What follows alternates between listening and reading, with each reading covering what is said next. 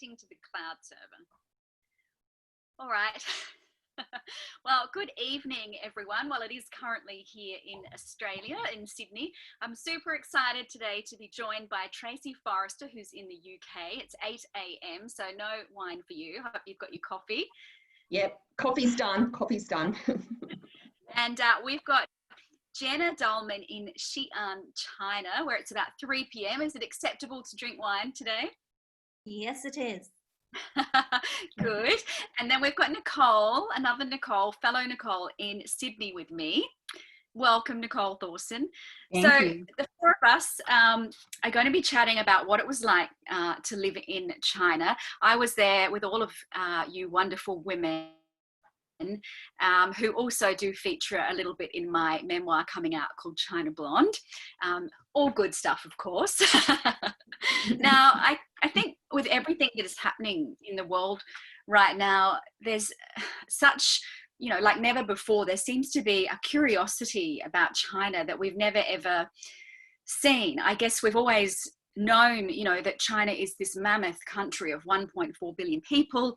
We know that it has a burgeoning economy and it's run by the Communist Party. But a lot of us who've never been there don't really know much more about the daily life in China and what it's like for the real people. So I'm hoping that by talking to you women that we can sort of humanize the people of China, because I know there's a little bit of anger around things at the moment with coronavirus, and obviously a lot of people just don't understand what it's like to live there. I don't want to get too much into politics because obviously that's not where we want to go. We'll steer clear of that. But we all live together in China, and Jenna obviously still lives there and has lived there for 13 years, is it now? Yeah. So between us, we've probably got about 20 years experience. Of course, it is only from an expat point of view, so, we aren't China locals. But I want to talk about, I guess, how we all came to be living in China, because it's not really the sort of country that you go, hey, let's just go and have a holiday or a hiatus in China for 6 months or 2 years or 10 years. Nicole, you've just recently come back to Sydney after 6 years. Yep. Tell us, you're a teacher, a science teacher, but that's not why you went to China in the first place, is it? Not really. It was actually because my husband was studying Mandarin. So he just had this weird lifelong dream to learn Mandarin. So we went over to basically let him continue studying that. And then I was kind of not so keen about going. I was kind of like, what the? But I came around and the time seemed right. So I just went, well, look, I'll find a job. There's obviously teacher jobs anywhere in the world. So yeah, I got a job in Xi'an and off we went. And it was meant to be like 1 year for my husband to teach, to study for 1 year. And then 1 year turned to 2 years. And then suddenly it was 6 years. You love how that happens in the expat world. You go somewhere for 2 and 10 years later, here you are. It happens all the time. Yeah. We'll talk more about that in a minute and what it was like when you arrived. Tracy, you were also a teacher, but you had already been expat before. Was it in Qatar you were? Yeah, we were in Kuwait and then Qatar, and then we were ready to come back here to the UK. And all of a sudden, this job turned up in China, and it's really hard as a teaching couple that you have to find the right combination. So and it just happened that and it was really late in recruitment, so it was like end of it was about April, and Ariel, who was the principal at the time of the school, was just this guy that I just thought was fabulous. And I think, I think both Nicoles know him as a parent, and Jenna and I have both worked for him, and he employed both Jenna and myself.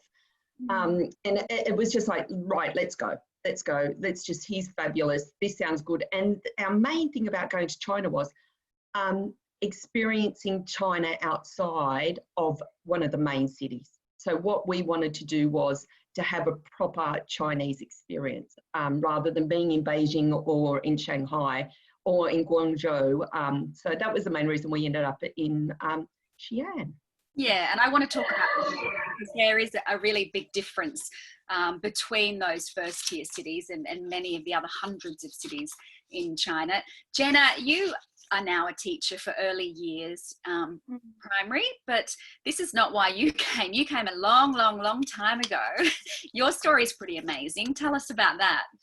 I think my first time in China I was about 19, and that was just going through a charity group from home, and I was basically working in an orphanage and just doing some on the ground work through an organization. So it kind of gave me a glimpse of what China life is like, and I was just like, wow, I really want to hopefully get back into that at some point.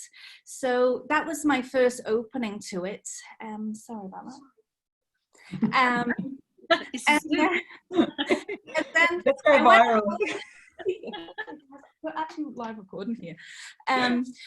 We went back to the UK for a while, and then I was like, yeah, I've got the China bug in me. I need to get back out there.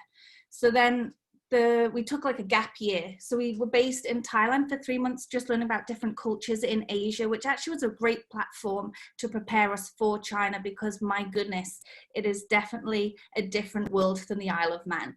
So yeah, it was just I don't know, just something that captured me, and I just thought I need to get back out there. So yeah, for the first year, it was definitely a gap year. So language and just being in the culture. Xi'an that you came to first, Xi'an or another city? No, the first year we were based in Tianjin. So I was helping in a Korean international school for that first year, but then we also taught at nights, which was to the Chinese local high school kids. When they finished their school, they then went to a night school. So it was full on. Yeah, and I think that's the thing, like people that have maybe been to Shanghai or Beijing, you know, those cities are pretty amazing and they are quite developed, but what I think a lot of people don't know are there are 686 at last count cities, and many of them have well over 1 million people. But that's not to say they're all extremely developed. Let's talk about the difference between a first, second, and third tier city. Nicole? All right. Well, yes, Xi'an's a second tier city, right? Am I right in that, guys? Yeah. About 9 million people. Is that right again? Yeah, I think it's officially, but I think there's about 12 to 13 million that are, you add up, because there's all those illegal people that come in from the countryside. Okay, got it. Yeah. So there's the geography teacher. Yeah, good on you. Yeah, so it's always funny when you tell someone that, oh, you're in a relatively small city, second tier city, but 10 plus million people in it. But yeah, I mean, it's certainly different to places like Shanghai. Shanghai would be a first tier. Beijing, is it Guangzhou? Yeah. Yeah. I think what's it called? Where Jennas started. Jennas a very high developed city too. Definitely. I mean, look, they are all developing at a rate of knots, which we'll talk about as well, because they change from yesterday to today. You know, buildings go up overnight. What was it like when you first arrived, Nicole? Because I know you had 3 children, Jason and yourself, and you did experience a fair bit of culture shock. Oh, it was shocking. Yeah, I wouldn't advise anyone to do what we did. Like, when we arrived in Xi'an, we did not know anybody. We didn't really have any contacts besides this little school that I went to, which there was no other families there. Like, yeah, I had a husband and 3 little kids, 4-year-old, a 5-year-old, and a 7-year-old.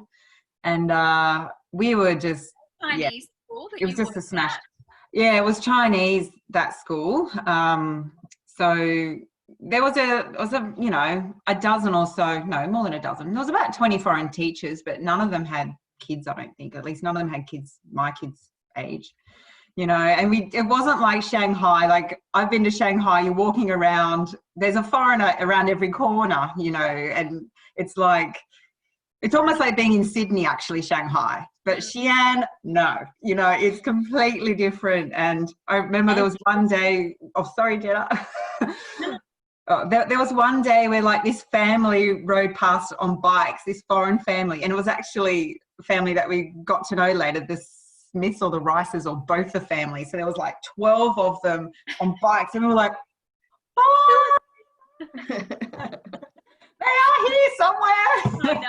I remember feeling like that too. I hadn't seen a white person, a Westerner, you know, probably for a month maybe. And I remember driving along in the back of the car, the hotel car, and I just saw this this blonde woman with a little girl in a princess dress, and I was just like, hey, I'm here. Exactly.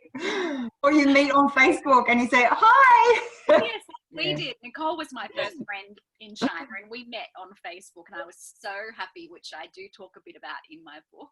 Oh, good. It was a good day. It was. What about you, Tracy? When you arrived, how did you feel? What you expected?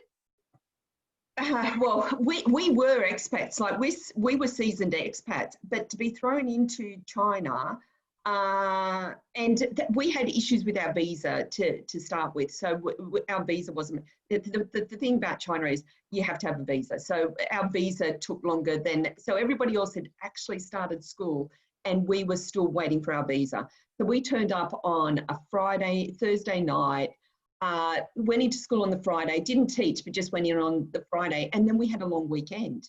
So I was stuck in an apartment with no Google Translate, because Google doesn't work in China, not knowing how to get anything. The Chinese person that was that was given to us from the school turned their phone off because it was the weekend, so she didn't want to be actually speaking to us. So it was the biggest for people that were seasoned expats. It was really, really daunting, like incredibly daunting. And we were just like, no internet. I think they'd sorted us out with phones, so at least we had a bit of internet on the phones. But you know, the VPN didn't work, so you couldn't get on Facebook. We couldn't get on anything that, you know. So for me, it was just like, what have we done? What have we done? Where are we? And why are we here? And nobody's helping us. So, but yeah, it did get better. I think that's the thing. Yeah, it gets better. Fascinating. Like, it's a bit like the coronavirus now, when everyone's stuck inside. You know, kind of have that feeling comes back to you. But of course, we've got all the technology now. But I remember I was living in Hong Kong, and we'd been there for 4 years. So I really thought that I'd been to China a couple of times, no problems. But I just remember arriving, and, you know, we were lucky we lived in a hotel, but walking outside of there in the middle of that tourist strip, and, you know, the only Westerners with our little Ava, and everyone just coming at us. Yeah.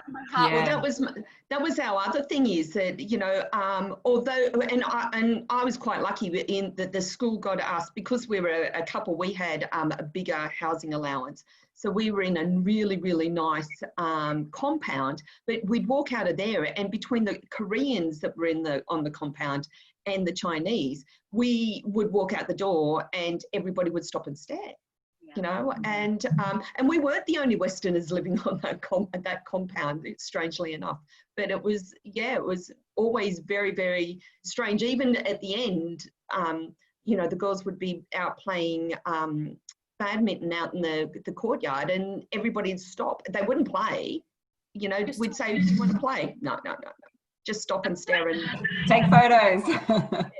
I don't think people realise that either. That, you know, you can be in a city of 10 million people like Xi'an, but many people, like, there were lots of tourists outside the hotel because there was that big pagoda there, but they were from all over China, from even smaller places. So, you know, they'd never seen a white person, so they were just, you know, wow. Look at those people. Yeah, and totally. Jenna, you were in China in what was it, 1980 something, or the 90s?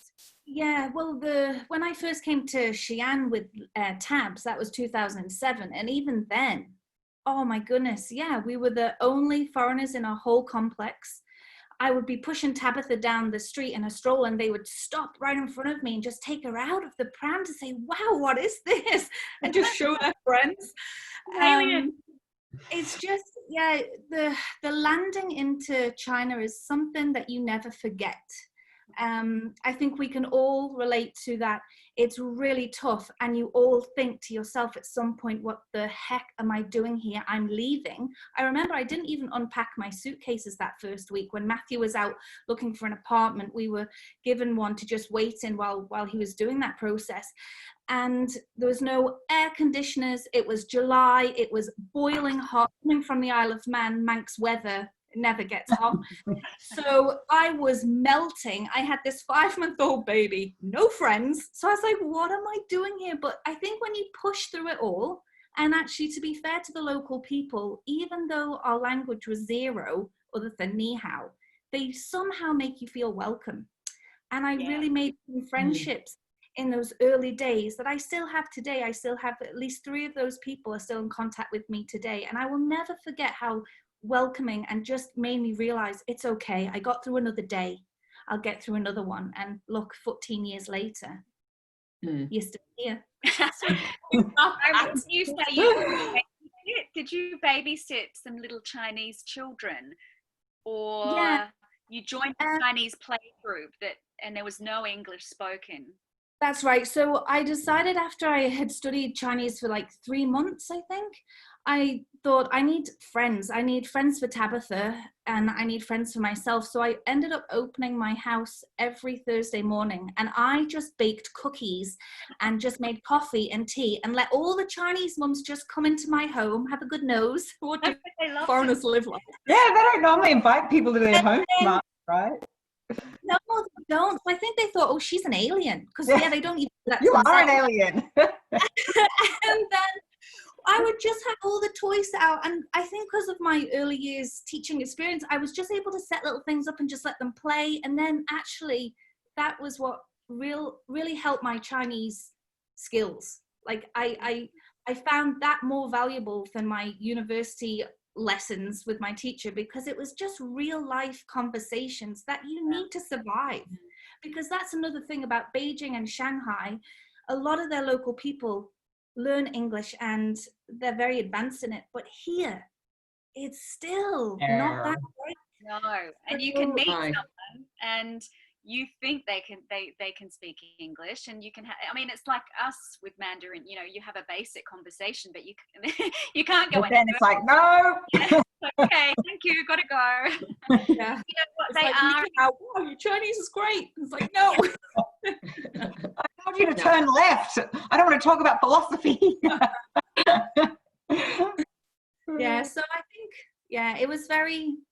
it was raw. I think raw is the right word, and there's lots of cultural differences and you feel very overwhelmed. I mean, we couldn't even find bread without sugar in it, and there was no butter or cheese or anything. It was just really like, it was tough. I remember, I would say the first couple of, months even, I was like, I can't stand the food here. I'm dying. But then by the end, now I'm like, the thing I miss most is the food, Yeah. I remember when fresh milk started to appear in one of the local shops, and there'd be a massive email sent out to everybody going, "There's fresh milk in the shop. Go and get it." So they keep on bringing it in for us. So otherwise, we're drinking Devondale. Woohoo! Devondale from Metro. Yeah. Yeah, there's one supermarket that everyone goes to. But isn't it funny though? You think there's so many people, and parts of Xi'an are so futuristic and developed and advanced. I saw something on Facebook the other day, a video of places in China, and all these buildings are fantastic. Like, they're all futuristic and they're all different parts of China. And someone showed that and said, this is what China's really like. But they don't realize that in between all these towering high rises are these tiny impoverished villages, aren't there? And they still exist. Yeah. I was going to say, what and Nicole and I both witnessed this. Part of our can you hear who's me? Frozen? Yeah, we can hear you. We can hear you. You're just frozen. Oh, you're back, I think. You're back. You're back. Nicole and I really. Internet more so, I think. I didn't want to do this live because I thought you know, we've got China, UK and Australia, but you can bet my internet will go down first. So yeah, so we're talking about the thing about villages is that Nicole and I really witnessed this firsthand, because, you know, within that school that we went out to was what, 30 minutes from school. We used to go out and do we'd go out, part of teaching at an IB school is that the kids would have to go and do some service. So we had somebody within the office knew somebody at a local primary school that needed a wall painted. So we'd go out and we'd take the kids out, and the level of poverty in this school was unbelievable. And we, like Nicole and I witnessed it, you know, that our kids would be picky about what was being taken out for them to eat. And these children would just, you know, as soon as they saw the food, you know, there'd be leftover yogurt and there'd be leftover, you know, sushi rolls or eggs, and I'd have to give it to the principal, like, just to make sure that so that would be one shared out fairly. But the Chinese, a lot of the Chinese students would just go, no, they're not poor. They're not poor. It was that, and I think we'll get on to saving face at some stage, but they were really, really poor, these children. And that was 30 minutes from our school, you know, a 30-minute drive on a bus, and that's what we saw.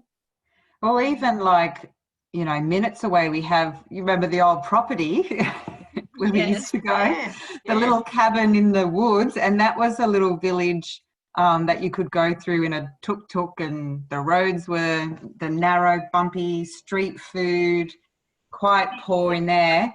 Yeah. And then you could go not even a kilometre away, and there was the mall. This massive, or you drive out of mall.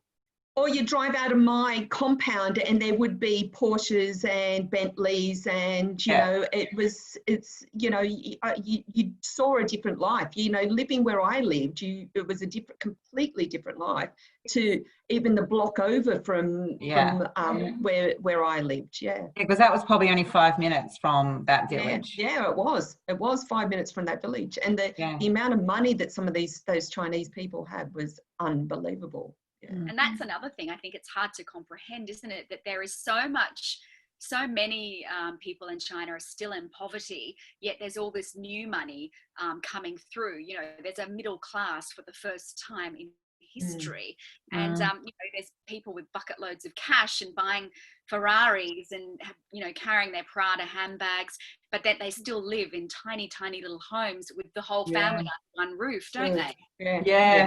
I think that's another thing, is about their culture for a lot of the young people as well. I think it's all about how to make yourself look a certain way to the outside world, but inside it's very, very, like you say, crowded little homes, not really much effort, where we try to make the home a bit more homey and put a more effort into the home. Like, I don't buy a new phone every month, or I don't have Gucci handbags or whatever it is, but it's really interesting. I think it's, again, all about the face. Face is such a big thing, isn't it? And again, that's something else that's hard to explain. But to Chinese, you know, you never want to lose face, do you? Who can have a go at explaining this? Because I've tried, and it's just it's really hard. It's tricky. I mean, I think from how I understand it, it's hard to say this, but this is just how I look at it. You know, when you're friends with someone, you really are a good friend and you want the best for them. And I think there are some local people who really have that heart for their friends. But I can see on another side, it's what can you do for me and I'll help you. So it's like, you scratch my back, I'll scratch yours. But then if that kind of like goes a little bit pear-shaped, or I don't need anything from you anymore, it's kind of like, oh, well, I'm done, move on. Where we hold a friendship, it's like, I would really miss you if you weren't in my life. There's a bit more of a deep root, I think. And then for the whole saving the face, it's, you know, you always respect your boss and you never challenge them in any, especially in front of others. I think if you had a legitimate question, you could go privately, and that's accepted and respected. But I think if you were to say something a bit, you know, I don't know, maybe you're crossing the line in front of others, I could have really made my boss lose face, and therefore that's broken the relationship now with me and my boss, or my friend, whoever it was. So that's how I would describe it. Would you agree? Is that Yeah, how and you? yeah, and it comes back to education, doesn't it? And I want to talk about this because you've obviously educated a lot of Chinese people, but I guess it comes back to the fact that they're told, you know, it's all rote learning, and you basically are given what you have to learn, and that's that. Learn that. Don't ask questions. You know, you've talked to me a lot about this, Nicole, in the past. Yeah, because my first 2 years I was in a Chinese school where they were studying to go abroad and be in the best schools and whatever. And yes, it was my job to impart the knowledge, basically give them what they needed to memorize for the test at the end. So very different to what I'm used to. Yeah, I mean, that's a story for another day, isn't it? I mean, we could go into so much depth about that. But also when you were saying about losing face, I mean, I think I made my hairdresser lose face once, you know, just by not, you know, by speaking up and not agreeing, or, you know, my hair was orange, but but, you know, you to make them embarrassed, you know, and I felt terrible after, because I realized what a big deal that was to just speak up and say, look, I didn't like that. Yeah, like with the students, I mean, yeah, because they just need to know what they need to know for the exam and not speak out. Because if they speak out and get an answer wrong or something, they're going to lose face. So it's like, even teaching the class, you'd have to come up with kind of strategies to not, you know, make them lose face by getting the answer wrong. You know, whereas in Australia, a kid's just like, oh, I don't know. If you ask them and they don't know, they just say, I don't know, miss. Over there, you have to kind of be like, does one of you 4 students know? So you're not singling out the one that's going to lose face, you know, if they don't know. It's quite complicated, yeah. And I think even James, working as the manager of the hotel, it took him a long time to sort of gain his staff's trust in a meeting, you know, when you would normally say, okay, what do you guys all think about this? This is what I'm thinking we should do. Silence, you know, because everyone's too scared to speak up and say anything against the boss, you know? Yeah.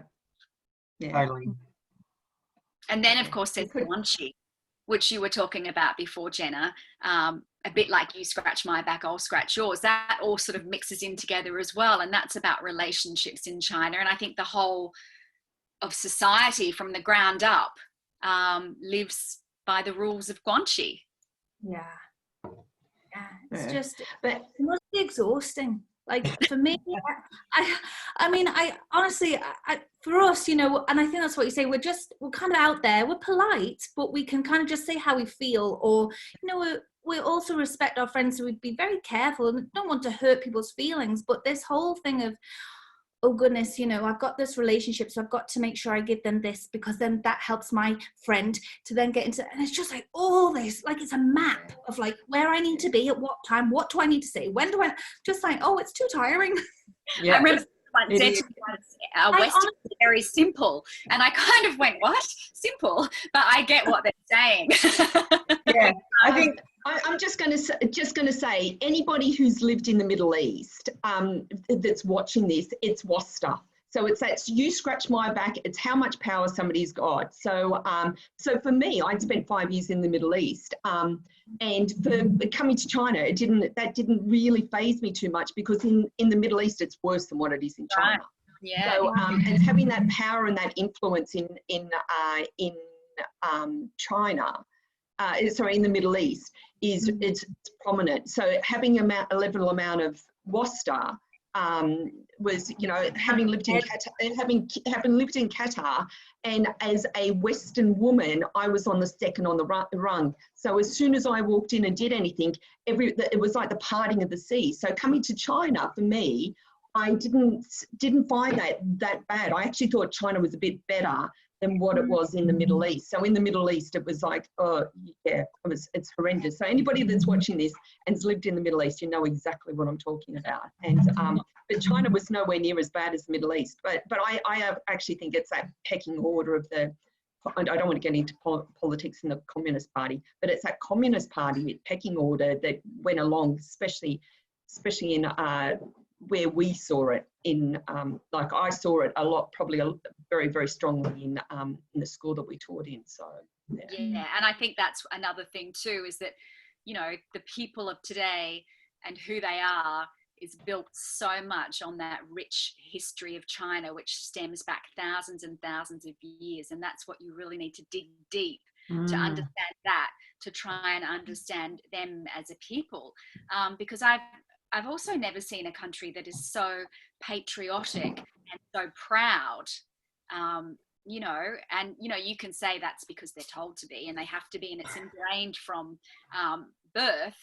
But at the same time, it's also quite amazing, isn't it? You know, the respect that they, most of them have for the powers that be. You know, it's just an incredible thing to see, I think. Even now, after coronavirus, you know, you can see the fact that they've kind of beaten it. They're quite proud of how they've done it. Whether it started there or not, it's another story. You know, they're proud of the way they've handled it. And you can ask any local and they'll say, oh, yes, we've done well. You other countries should follow suit.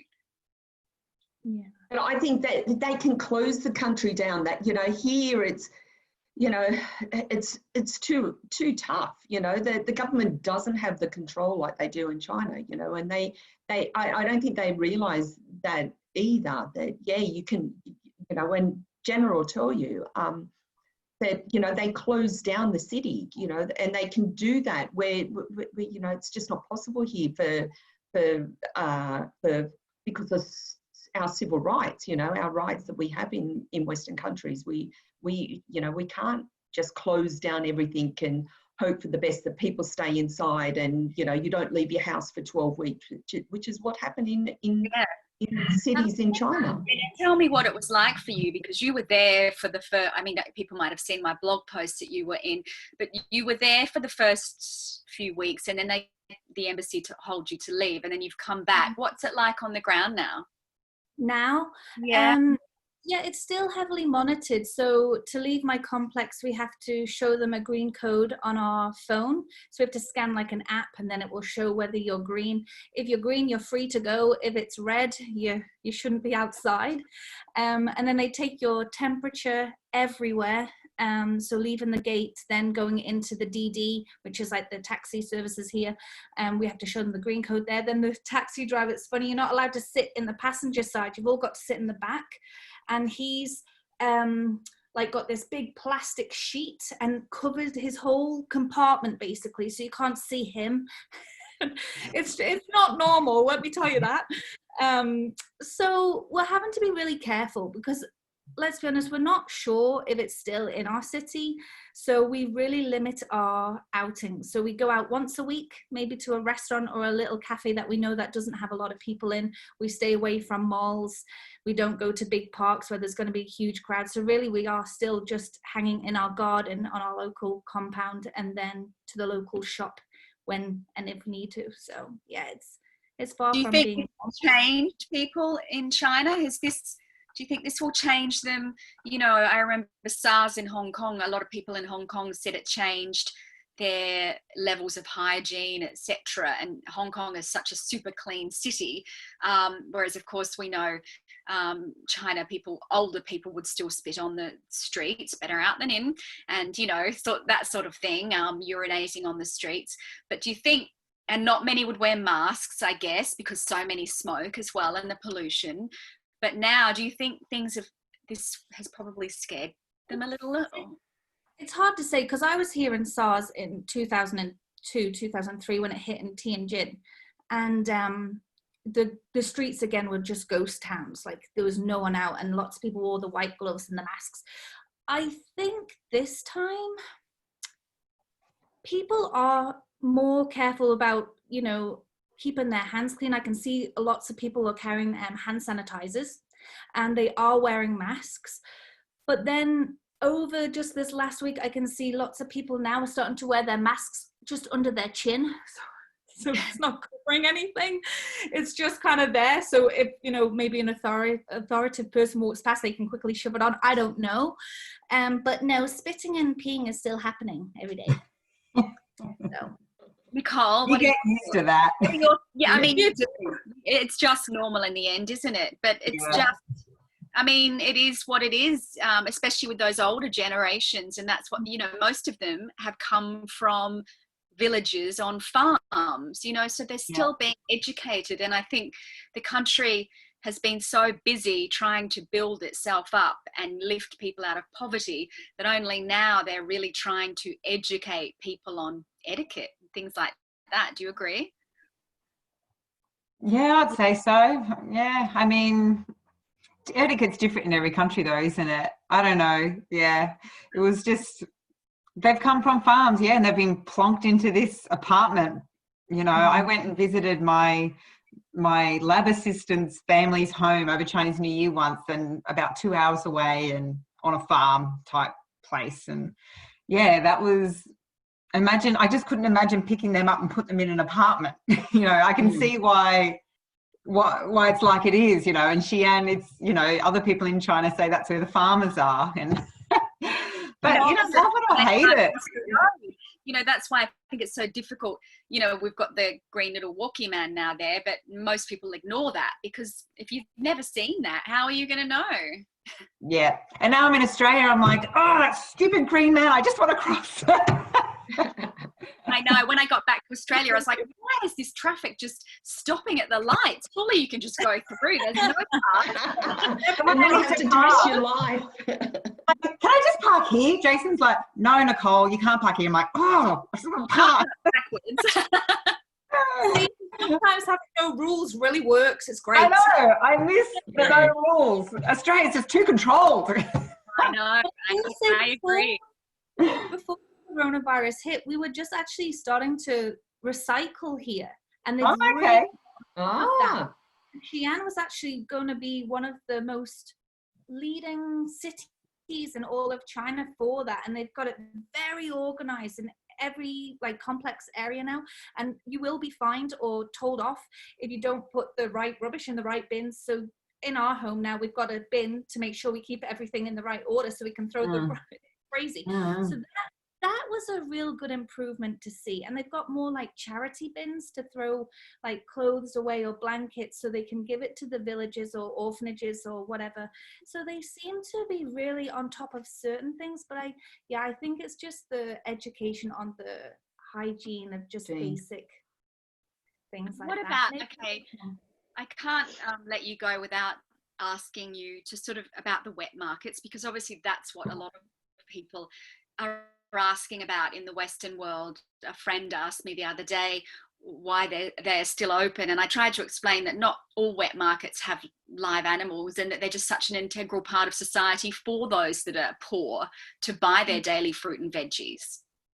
Yeah. Well, it's not even just the people that are poor. You know, I went to the wet market every Saturday. So that's where, you know, for equivalent to £10, I get all my fruit and vegetables, all my meat for the week, you know, and that's how you shop in China. You've got no choice but to go to these wet markets when you shop, when you work.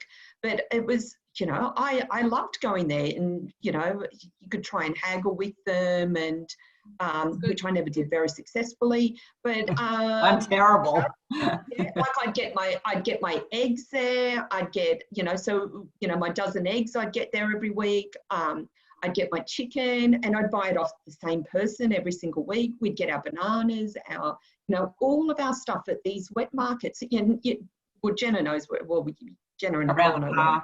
Yeah. I love that.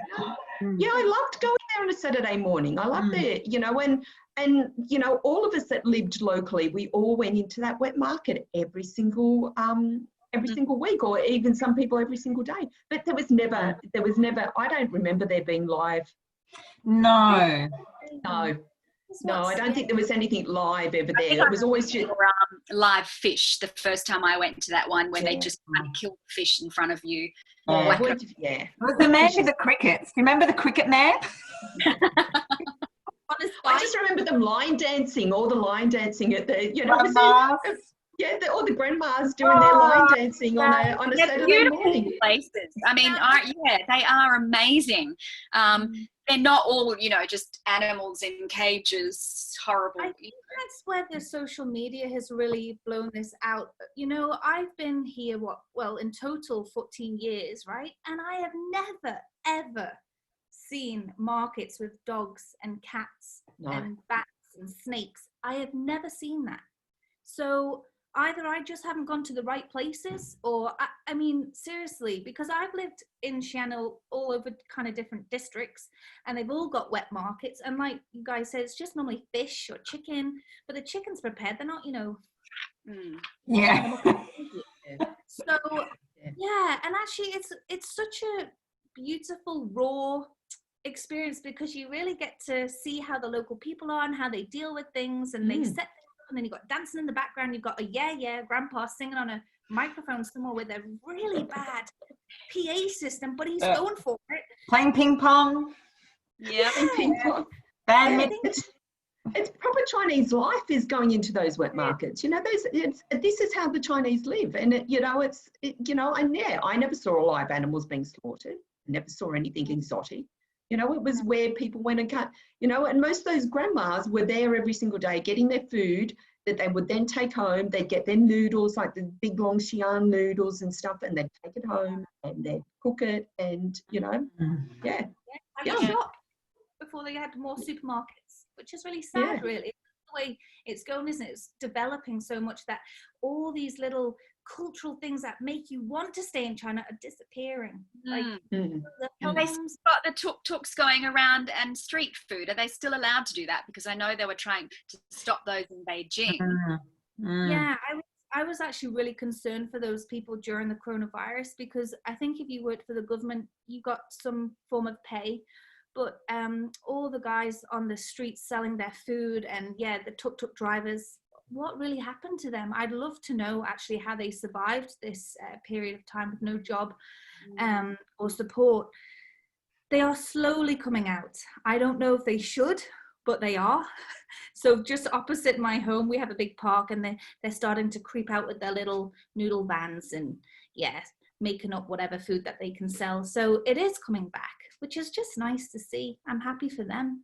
And I think we'll all feel the same. Well, we often had that love-hate relationship, and it took such a long time to sort of feel like we weren't aliens. Once you get into it, I mean, they really are quite amazing people as well. I mean, they really embrace Westerners wholeheartedly, don't they? Oh yeah. I don't think I ever felt like racism against me, like negative racism. It was only ever curiosity, like no one was ever like, I don't even know how to explain it, but I never felt like unwelcome somewhere or something because I was who I was. They would just be like, oh, they might be like, wow. Just curious, aren't they? It's like, wow, look at her. Especially when you've got blonde hair, which we all have. They're just like, wow, it's just more of a, you're really interesting and I want to touch your skin or have a conversation, stare at you because I just want to see. And it's, you embrace that. I was annoyed by that. I was just like, it's part of the life here, I mean, sure, it'd be weird in Australia if I went up to a Chinese person and was like, oh my gosh, look at your Chinese baby. But, we'd be arrested if we took their kids, but they take ours. I know my grandma just walking off with Harry once. I think we're all left with a piece of our heart in China. Jenna, are you planning to go anywhere anytime soon, or is China home?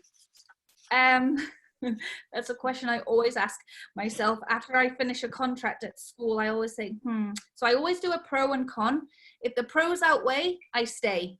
And that's just how it's always been for us. So I'm not in any rush, because I do feel when I'm not in Xi'an, I really miss it. I have it's a sadness actually. But then when you're back here after a while and the pollution days hit, you think, why on earth? And then you miss family back at home.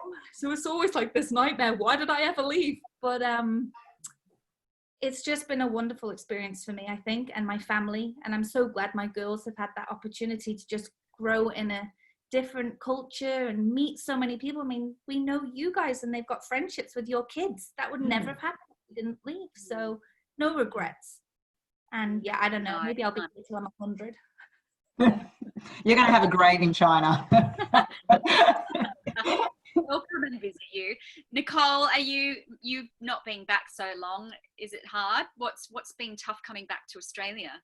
Oh man, yeah, I really, really miss China a lot. It's only early days, so we've been back about, I don't even know, maybe 8 months or something like that.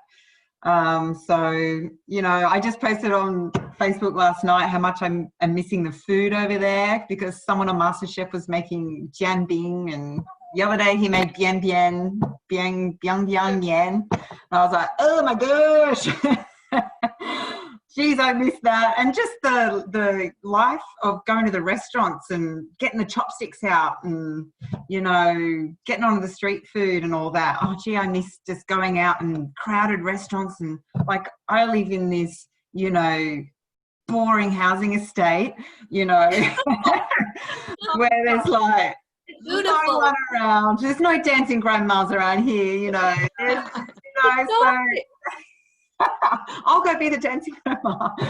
So I really miss that. I miss my community of expats. You know, we've just become like absolute sisters, you know, banding together, and there's just no way it's the same here at all. Like, it's just not. Yeah. So I miss that. Friendships are just, it's difficult to explain, but they're family, aren't they? Because you're in a foreign country far away with no one, so you've really got to rely on each other. And we did, man. We, you know, and like I, you know, I can easily say that I relied on it was especially Jenna and Matt when Dale got sick. You know, Matt was going to hospital with tests with Dale all the time, and it was you know, Jenna had the girls while we went and had a sleep apnea test one night, and it was all those kind of things that you forget, and you got no family, so you've got to, and I'm about to well up about this because it was you guys were the people that were there to, you know, pull me through and make sure that I was being looked after, and you know, so, and I think you'll say the same as well, Nicole, when Jason got sick, you know, it was. Oh, yeah. It takes a village. Yeah, it does. And we had our village, and I can't explain it to people here just how, you know, if I had my friends here and I was messaging them on something like WeChat like every day, they'd just be like, Nicole, go away, you know. But when you're in China, you just need each other, you know. Well, on that note, I'll end, because that's a good note to end, because we did all have an amazing time and we've got some amazing friendships, and you know, the Chinese people are amazing, and you know, long-lasting friends, and the country is really special, so to all of us. So yeah, thank you girls for joining me. Thank you. Thanks for having us. Yeah, that was nice. Wait for the book to come out soon for more. Can't wait. Congratulations. We're excited. Yeah, congratulations. Thank you.